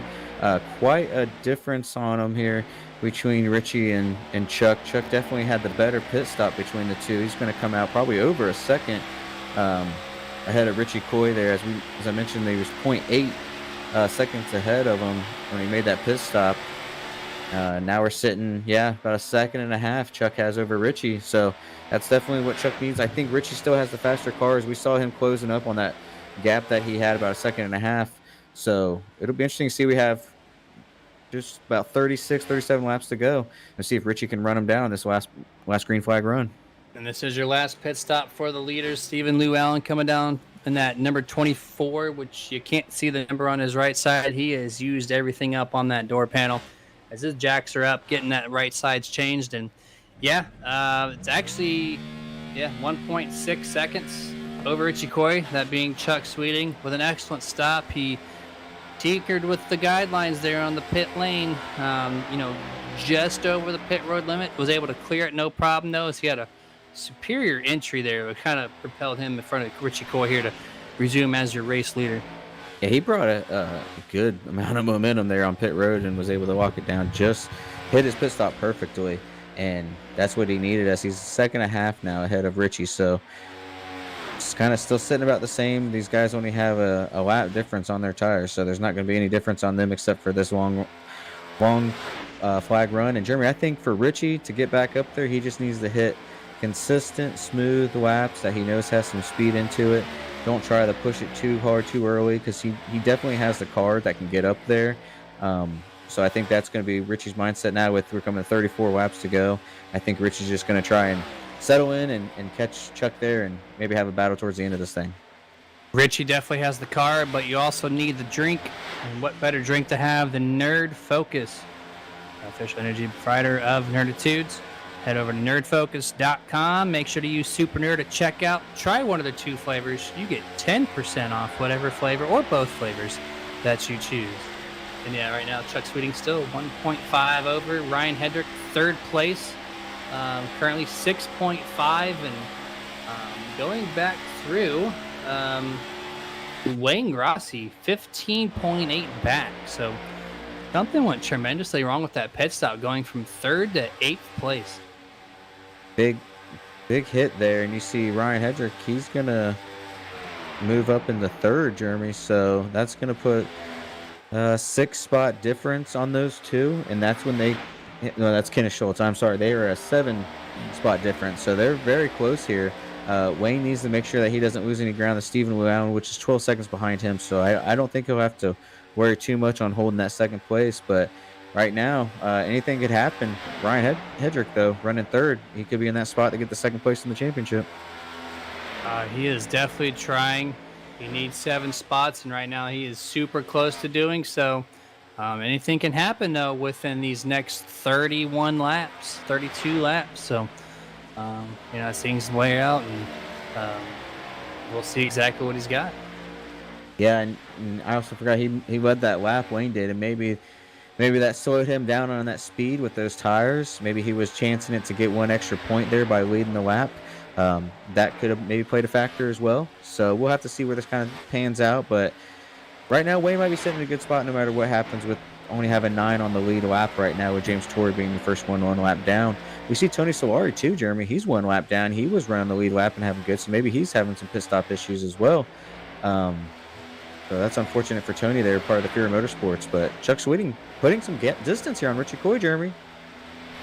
Just over 2 seconds at this point here, just under 30 laps remaining in the Kansas 200. And yeah, Chuck has found this groove that Richie was finding early on in the race, but track has rubbered up. It's allowed for some setups to come in that's more favorable, like this number 75. They're just putting on a clinic right now over the 19 in comparison to everybody else. The track continues to cool down. The air temp's still 80 degrees. The track's down to 105. The wind's not as strong at only 9 miles an hour, so could be playing a little bit of a favor to the 75 as far as the weather conditions go. And just as we talked about that, with these 2, Chuck and Richie, one will dominate one half of the race, and then the other one will dominate the other half. And kind of having that tonight, Richie was dominating that first half, and here we see Chuck kind of taking over the second half. So as we're coming down these laps here, we're under 30 laps to go. We see 2.5 seconds now that he's got over Richie. It's almost 3 seconds. So we're seeing definitely a flip here from what we saw in the start of this race. Yeah, Richie's just, I think his struggle points on entry, the exit looks pretty strong. I just think he's getting a little too push tight there on the entry. Looked like turn number 1, he had to woe it up a little bit more so than what he's done in the past. So he's, especially in 1 and 2, looks like 3 and 4, he's pretty okay, but I think that's where Chuck's getting him as 1 and 2. He's got just under 30 laps to figure it out. I mean, there's still plenty of time, with the long run, how Richie tends to run these things. Let's see if he can maybe cool off those tires and make a late race push. Yeah, we've been watching the leaders here, kind of looking through the fielders. Everyone's single filed out. Just only little action I've seen is Wayne made a pass here on Kevin, take over that 6th spot, but we're kind of focusing on the top 2. You got your race leader there, Chuck Sweeting. He's leading the way, a 3-second lead over Richie Coy, who is going to finish up in your points lead. So that's why we've kind of been focusing on those 2 guys. They're the ones that's probably the closest battle that we have going on. But we're still keeping, updates throughout the field, of course. Absolutely. Top 2 mimicked each other's times. They're still 2.9 back. Everybody else is 10.5 or further behind. Pretty spaced out, over a second or 2 seconds behind each person. So you get about 6th, 7th, and 8th. Those guys are all within a second half from each other. And everybody else is just kind of, doing their own thing. It's gotten really spaced out since these pit stops have taken place. Really shows you who got the practice in, who did not, who made mistakes. And right now, Chuck Sweeting is definitely one leading that point. Yeah, and that 6th, 7th, 8th that you mentioned there, that's Wayne got around Kevin there, and he's actually pulling on Kevin. Might be making a run towards Kenneth Schultz there. So, 25 laps to go. He's got 2 seconds to gain on him, and he's got a fast car. Like I said, we might have had a little pit stop issue, or maybe just stayed out a little bit too long there and lost quite a bit of time. But he definitely has a strong car, as we saw him sitting there running third place. I don't think he'll have enough to get back up there. He's going to have to gain 5.5 seconds over these next 25 laps, but definitely can move up into the top 5. Yeah, I mean, he did stay out a few extra laps. I don't know if that was the breaker per se, but he definitely looked like he had a slow entrance in the pit road as well. Maybe because the tire wear was so bad, he just didn't want to lose or chance anything. But has gained 2 spots since exiting pit road. Currently sitting in 6th place. Kind of locks him into 2nd place in points there if he just continues to run that pace in particular. But yeah, 5 seconds outside of 3rd place Ryan Hedrick, who up to this point had putting on a really good show and a good potential to maybe, just maybe, dethrone 2nd place. But at this point in time, I don't think there's enough time. Yeah, I don't think so. Like I said, something would have to happen that would be pretty significant to Wayne to push him out of that 2nd spot here in the championship. But I might see a little bit of damage, more damage, I should say, on Richie's car, Jeremy. So he might have got into the wall a little bit more, and maybe he's just kind of accepted that, you know what, let me just bring this home. Still podium, top 2 here. Still win the championship, not have any more issues to it. But as you see there, that car, since that pit stop, looks like it's taken more damage. Yeah, he's definitely been pushing that thing. He knows that car is super fast, and maybe just thought that his car was better than Chuck's and just tried pushing the envelope a little too far, and definitely has some significant right front damage there. The body panel is essentially separating itself, and then scrapes all the way down. You see it scrapes over the right rear tire as well. The 19 number itself has some damage. So overall, it's definitely hurting the car's performance, and it's showing up on the leaderboard as Chuck's now to a 4-second advantage with just over 20 laps to go. Yeah, as we were looking at that too, last lap there, Chuck going into 1 actually collected the wall, got a little sideways there, but was able to save it. So he's still pushing it and still trying to hold on to it as well. Didn't get too much damage there, but did get a little bit, but it looks like his car's still running no problem. Yeah, absolutely, for sure. And it's very on and off here. It looks like Richie, like, he gains 3/10, he loses 2/10, he loses 3/10, he gains 4/10. Like, these guys are kind of trading back, but overall, Chuck's got that advantage. 3rd place is really the race to look at right now. Ryan Hedrick and Matthew Gehringer, only 4/10 off each other. This is for podium. So, you know, Ryan Hedrick hasn't been up in our podium in quite some time, and I'm sure he wants to get back up there. And Matthew Gehringer, which I don't think we've actually talked to him in the booth, he's looking for his first podium finish to end off 2022.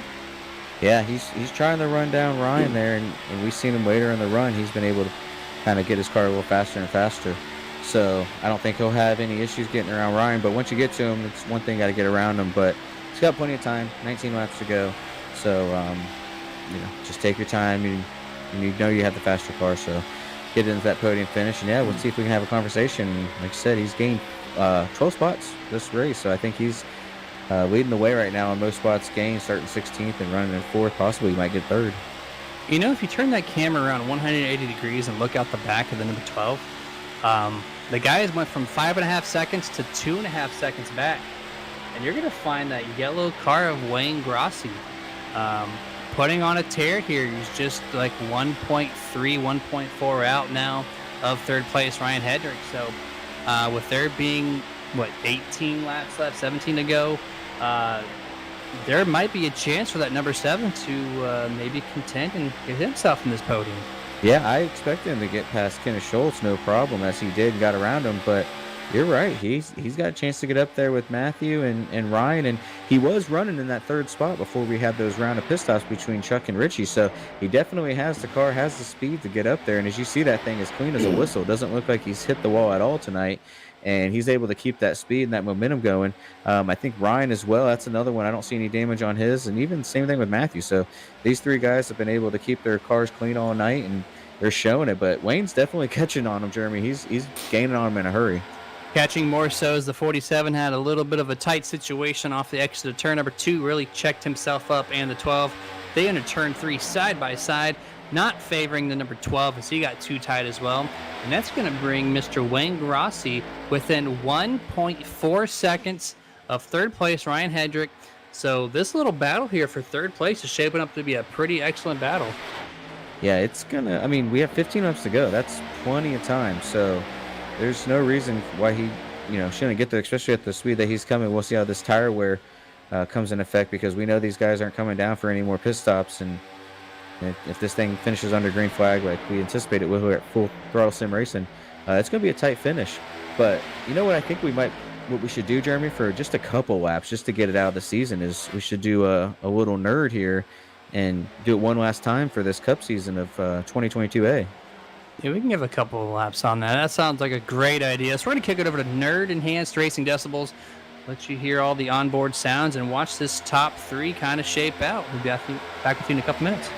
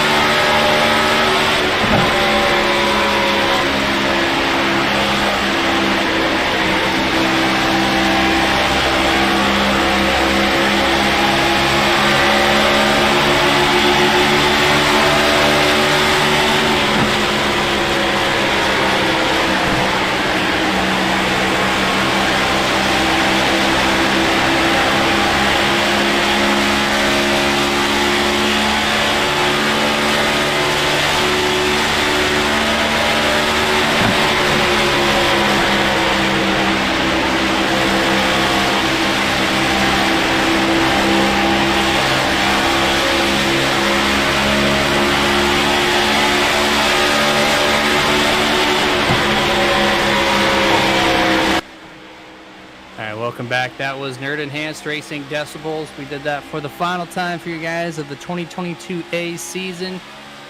Just under 10 laps to go, and that pressure right now between Matthew and Wayne is getting pretty close as the seven's struggling just a little bit to get around this 47. He's not done putting that battle on yet. No, as we said before, it's one thing to catch somebody, but it's another thing to pass them. Is we see these cars are just so hard to handle right now too on this long run, and they're giving it everything they have between Wayne and Ryan right now. But Wayne's just going to have that stronger car. He's going to try to pull it, but he's got the low side, so he's not really having the run off like Ryan's going to have there on the top side. As we see, he's going to go back right back Ryan on the high side as we're coming to 9 laps to go for these guys. And this is definitely going to slow up Wayne from catching Matthew up there. He needed to get by Ryan quick to keep up with Matthew, but this is exactly what he wanted to see with these two guys battling behind him. 47 gets loose off the turn number 2, and so did Wayne, so it's going to check out both of them. They fell back to just over a second behind the number 12 in third place, but then both getting loose off the turn number 2. It's going to push them back even further. This is exactly what the 12 wants to see out of his rear view, as they're still battling on with 8 laps to go. Yeah, still close battle, and I thought the 12 car there would be just a little bit further out with these two guys going side by side and getting sideways, but he's not that much further on him. Jeremy's just under a second ahead of these guys as they're racing side by side behind him. That's that progressive bank that we've been talking about, what's going to do for him. Still helps him, though. He's definitely gained some ground on him, but Wayne's just trying to get by as much as he can to get by Ryan, and same thing, Ryan's just trying to hold him back. So great racing between these two. Yeah, Wayne just has no center speed. Like, it just can't, the car just gets too tight. He has to wash up the track to get that full run off, and when there's somebody up above him, it just takes the aero off the nose and really makes that car shove tight, and he just can't make that pass. Even though Ryan is loose and hanging on for dear life, he knows that's the fast way around to keep that 7 behind him, to keep himself into 4th. Quick mention, Chuck Swinning is still leading by 2.5 seconds, but the race battle is for 3rd. We're going to keep the camera on this until the last lap. Yeah, I've kind of been watching the lap times between Richie and Chuck's been gaining about 2/10 a lap. Um, as he gets a little loose there coming off of 2, that's definitely going to slow that up. Don't think it would have been enough to gain all the way with just 6 laps to go, unless something happens with Chuck. But Richie's still not giving up. He's still trying to give everything he can. And I don't know, that DeWalt 19 DeWalt Ford there looks like it is getting a little closer, but we'll see this time around where he sits on Chuck. Yeah, he gained a little bit. It's not going to be enough. Like I said, we need something significant to happen to Chuck here, but Richie's not giving up. Yeah, he's definitely putting on a little bit more pressure, but that number 7 took advantage of the 47 right-hander getting loose off of turn number 2. It's going to allow that number 7 to fully take over fourth place temporarily, as he still runs to the middle of the track here, coming up on that number 12. As the 12 having some issues, he slows up a lot, and this is going to be a change for third place. Number 12 wicked loose off of turn number 2. Advantage to the number 7, but the 12 come back strong on the top side. Yeah, you could see there on their TV, the 12 right in front of these guys as they were battling in the corner, just sideways, and saved it. Great save by the 12 there, Matthew Gehringer, but bad timing on that. It was right as, Wayne got around Ryan there, and that's going to put him perfect position to overtake him. And now he's getting, we got Ryan here going around Matthew, who definitely burned up some of his tires on that, but these 3 are battling out for top 3, but that might be what Wayne needed to check out on these guys. Yeah, these cars just snap loose so quick because these tires are unforgiving with these low-profile Goodyears. There's just not much wiggle room in these tires. And so if your car gets loose, it gets loose in a hurry. Excellent save there by Matthew to kind of keep that thing running at least in the top 5. But that's allowed that number 7 Wayne Grossi to just be a half a second in front of that 47 with 3 laps to go. Yeah, 3 laps to go. Coming to 2 laps to go should be this time by. Richie, he's, like I said, he's still gaining ground. He's still 2/10. He's about a second and a half away. So hopefully Chuck can just keep it steady. We only got 2 laps, but he is gaining on him. And we heard Richie say it before, where he kind of let off and slacked off on one of these races, and I can't remember who was leading the way, but he kind of fell off, and Richie was kicking himself, so he's probably running that through the back of his mind, saying, don't give up, don't give up. All it takes is for one wall grab for Chuck here, and Richie's right there on his back bumper. So as we're coming to the white flag right now, Jeremy. Yeah, white flag is out. A lot of these cars are loose, and I would imagine Chuck Sweeting is right there taking it super easy. He's got 3 corners now left to go before he takes a checker flag. Just got to keep those tires underneath you. And I think you're going to solidify the checker flags to end the season. But Richie with a hell of a drive, trying to get to that checker flag, just at 1 second behind Mr. Chuck Sweeting. But it's not going to be enough. That number 75 Chevrolet Camaro Gator Racing next-gen car takes the checker flag to end the 2022A season finale at Kansas. And that's going to bring Richie Coy around to second place, another dominating performance, and definitely secures what we already knew was his championship, but now it's official. Richie Coy is your 2022A season champion, with Wayne Grossi bringing home the third place as well. So great finish. Great finish all the way around. Wayne Grossi with a hell of a drive back through the field to get home third place. Just excellent drive through the field. I'm sure Matthew and Ryan are kind of kicking themselves for racing each other and giving up that spot overall, but nonetheless, hell of a drive and some good chat going on between the guys up front. Yeah, it was good races. The guys are talking about the race that we saw there between the 747 and the 12. They're talking about it, and we saw it here. As you see double burnouts here, you got Richie and Chuck here. You don't see Richie do many burnouts. He just did a little spin around there as he's going to do his traditional Polish victory lap here, and I think this is going to be the Polish championship lap, and Chuck's going to fall right behind him. Double Polish lap. You don't see this too often as well. So, actually, the 75 decided, that's your gig. I'm going to let you do that. I'm going to just swing back by here and go to victory lane. But, that's going to bring down the post-race running order for tonight's Kansas 200. Chuck Sweeting taking home all the glory for tonight's race. Richie Coy follows suit in second place. Wayne Grossi, final podium finish of the evening, rounds out with 3 straight podium finishes. Fourth place, Ryan Hedrick takes home fourth place in the championship, or third place rather, I'm sorry. Fifth place is going to be Matthew Gehringer. Sixth place, Kenneth Scholes. 7th place, Lane Allen. 8th place, the first car lap down, Stephen Lou Allen. 9th place, Tony Solari. And 10th place, Brian Dublé. And coming home in 11th is going to be James Torrey. 12th is Steve Loomis. 13th is Kevin Rupert. 14th, Josh Johnson. 15th is Sherwood Wilford. 16th is Brian Bliss. 17th, Gil Gawk. 18th, James Wallace. And that's all we had that took the field tonight. It was 18 right there. So great race overall as we see the champion sitting right at the start-finish line. Yep, he definitely doesn't want to get out of the car. Going to prolong this moment. But as he does that, this is going to kick us over to the final Martin Sports post-race show for 2022 Season A. We got some people that we need to chat with, starting with Wayne Grossi, if we can. We're going to try to pull him in here into our Nerd TV booth. Mr. Wayne, you got a copy? Yes, sir. You copy? Likewise, man. Excellent drive there to end the race. You pitted a little bit late. You got the lap led.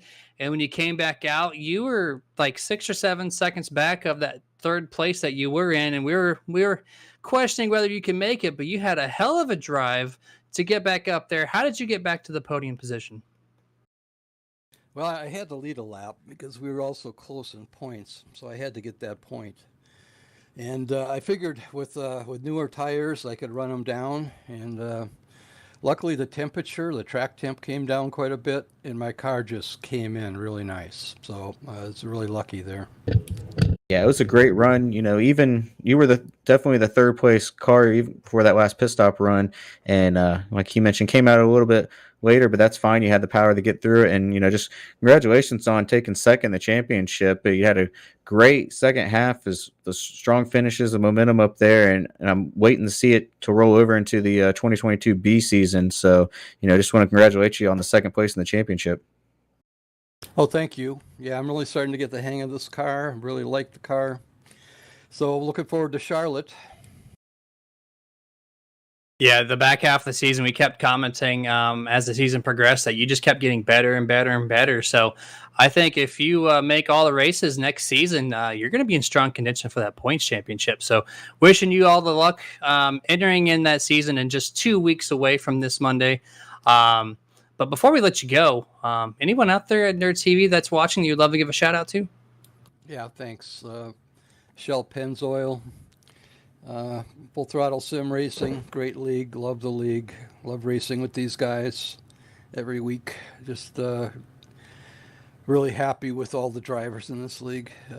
And you guys in the booth do a great job. Really appreciate what you do up there. Appreciate it, man. And I am continuing to get better at your last name. I think, fully corrected myself at this point. So, but congratulations on that podium once again. And we will see you for the next season in just 2 weeks away. Yes, sir. Thank you. You're welcome. That was your third place finisher, Mr. Wayne Grossi, who runner-up in the points to none other than Richie Coy, who did finish second tonight, which is our next person to talk to who did finish second, Mr. Richie Coy. You got a copy? What's up, nerds? Hey, how's it going, man? You got a second place finish there to end off the season. Wasn't the spot you were looking forward to in the first half of the race. That car was so dominant. And then once Lane got around you, you had a little bit of issue trying to get back up there, and you did a couple times. What do you think was the deciding factor between you and Chuck? I don't know. It seemed like in the first run he was loose and I was good, and then the clouds came over the racetrack, and this is really the first time I felt it with this car. The clouds came over, and he got better, and I got like completely sideways. It was like running on ice, and I bounced into the fence a little bit, and then that restart. It wouldn't shift into fifth. That's how Lane ended up getting by me. So yeah, the race it started out really good and kind of went sour, but you can't really complain with a second place in the championship, can you? No, can't complain at all. I mean, you finally officially the champion of the 22A season. So congratulations on that in second place. And yeah, hell of a run. And we were mentioning that kind of between you and Chuck, one dominates one half and one dominates the second half. But we could see you pushing back. And as you mentioned, it's like you were on ice, you're back and forth. But it was still fun to watch. And just want to congratulate you again overall, great on that championship run. And it was great, as mentioned, with your father, your late father passing you to the season to him, and it's just an overall what a great season to have for that. Yeah, I mean, obviously second place can't complain. I thought I might have had a shot there at the end. Looked like Chuck got into the fence, but he ran a really great race, and I think I was maybe 2 laps away there from catching him. But yeah, I mean, it's a great season. What do we have? 4 wins with the Cup car. We won 2 championships. I wish my dad was here to win them with me, but I'm winning for him, and we're gonna go on to 2022B and try to do it again. Such an awesome thing to close out the season doing so for him. And yeah, second place, you definitely cannot complain about for sure. Just been a hell of a drive all season. So it's only fitting to have you at least in the podium spot here to talk with us to end off the season. I know you got people out there that's watching potentially, man. Who would you love to give a shout out to watching on Nerd TV? Oh, shout out to Tony's family always watches, so that's always fun. I think Tony finished ninth tonight. We were trying to get him to stay fifth in points, or maybe even move up a couple, but I think he ended up finishing fifth in points, which is great for him. Thanks to my family and everybody who supports me behind the scenes here. Thank you to my fantastic Fury Motorsports team. We really do. There's a lot of stuff that happens behind the scenes that nobody gets to see. You kind of half see it on my stream, but because I don't actually stream what they say, but there's a lot of stuff that goes on behind the scenes. Those guys are very supportive of each other. Or we're very supportive of each other, and that's very important. Thanks to the league. Another fantastic couple seasons in the books. Can't wait for the All-Star race coming up this week. And as always, thanks to you guys for putting on a great show. Yes, sir. It takes a strong family and a strong relationship to get the job done. And I guess it looks like it's flowing nicely for you guys. So, but congratulations once again on the podium finish tonight and closing out as your season 2022A Cup Series champion. And that was Richie Coy, second place finisher of tonight's race at the Kansas 200. That leaves one person left, Mr. Chuck Sweeting. Do you have a copy, man? Hey, how's it going, guys? Hey, going great up here, man. Congratulations on the win. We were just talking to Richie, and we think that, or he thinks that the weather was the big player here to get your number 75 Gator Racing Chevrolet up to the front. Walk us through that back half of that race. Do you feel like that was the same thing on your end? Do you feel like you might have made some adjustments? What got you to that win, man? I did make a couple of air pressure adjustments on the tires, and I hadn't run a lap all week, so the practice we had tonight, 40 laps, that was about all I had in this car on this track, which is my fault for slacking off. But it took me a while to get a hold of the car and the track and get the right feel for it, and it was just such a handful all race. If you made one little mistake, it would cost you half a second or so, and it took me a while, but I finally got a hold of it. The weather might have helped a little bit. I'm not sure. I wasn't really paying attention to it, but I think I gained a lot of control over the car as the race progressed. Yeah, absolutely. You could see as the race progressed on it, you definitely gained the control over it. And you could surprise us with that statement because I think you were second and fastest in practice, qualified second. So, might not have had many laps, but you're definitely fast from the get go. And we were excited to get this one underway with you and Richie going at it. We know you two have been battling back and forth for multiple races this season. So for you to start up front, that was fun to watch and having the battles that you did. But overall, what a great performance. With another win there. That's going to put you at 2 for the season to close out, and I think it's going to be great momentum going into 22B. So I'm excited to see what you bring next season as well. Yeah, me too. And congrats to Richie on the championship. I thought he had this race sewed up, running that first caution because he was just pulling away from us big time, and I think he had a few little minor issues, and it kind of maybe threw his rhythm off, and I was able to get the lead there. But yeah, hopefully I need to put some more time into this car, a lot more practicing than I have been, and maybe I can be a little bit more consistent. I had a very up and down year or season. Got a couple wins, which is fortunate. So I think I can do it. I've just got to put more time and effort into it. It looks like you are one of only 7 drivers to run every single race of the season. And yeah, the way you've been coming on, especially this back half of the season, I think you might find yourself in a pretty strong position to run for the championship next season, starting just 2 weeks from tonight. But I know you got some people out there watching before we close everything down, man. Anyone you'd love to give a shout out to watching everyone on their TV?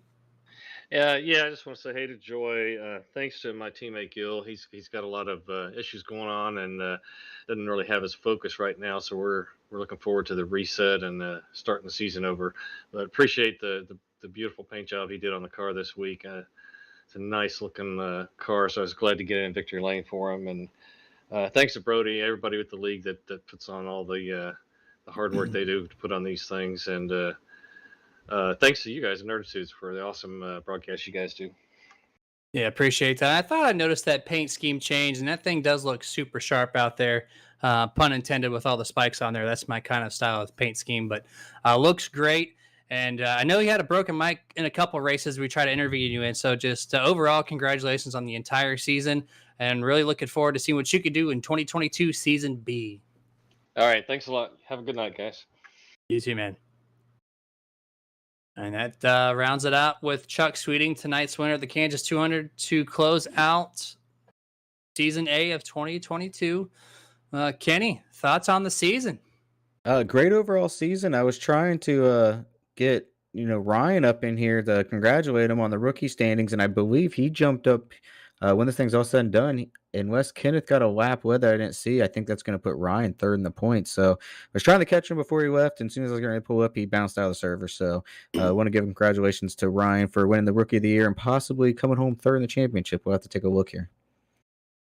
Yeah, I think you're correct. I think he definitely did that. We'll see officially when they get the points updated. And yeah, congratulations to Ryan on an outstanding first season with his team. Every one of his team members are rookies.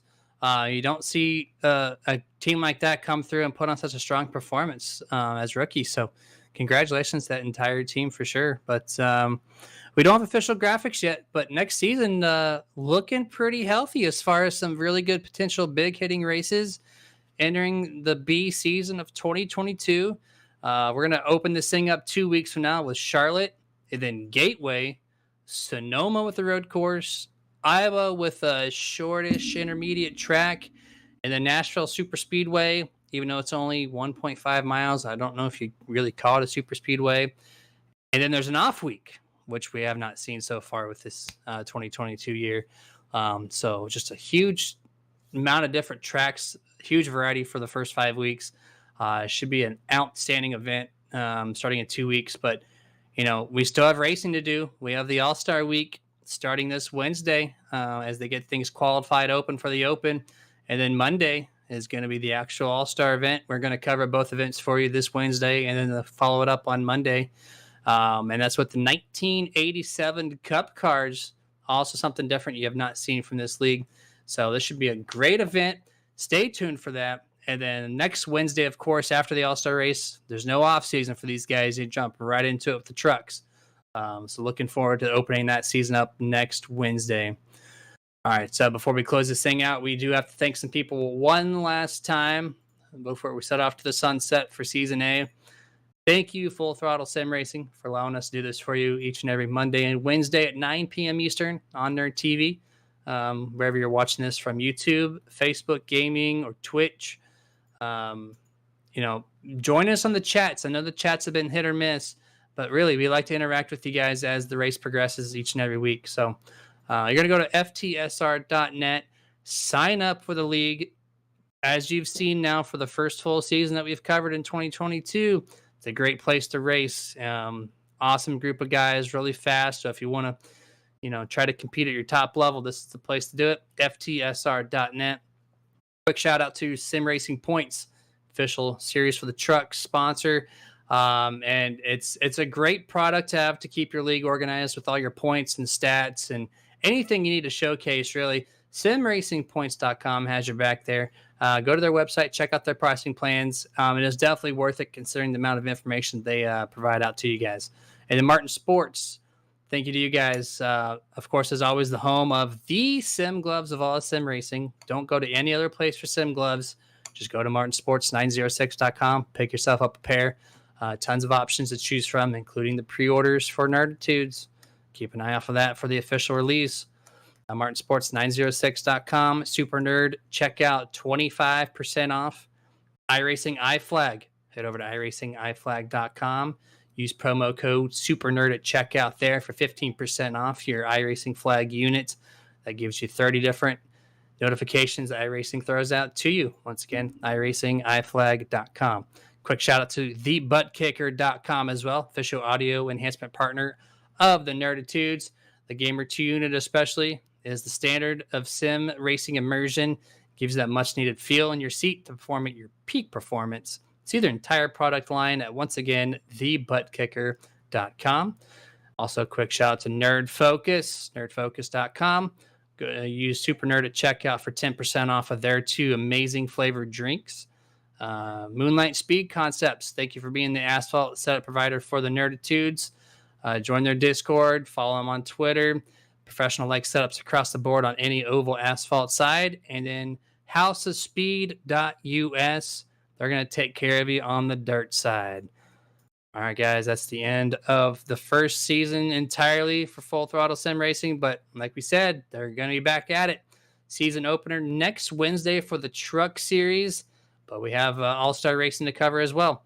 So until then, as always, stay safe out there and make sure to get your nerd on. Later, nerds.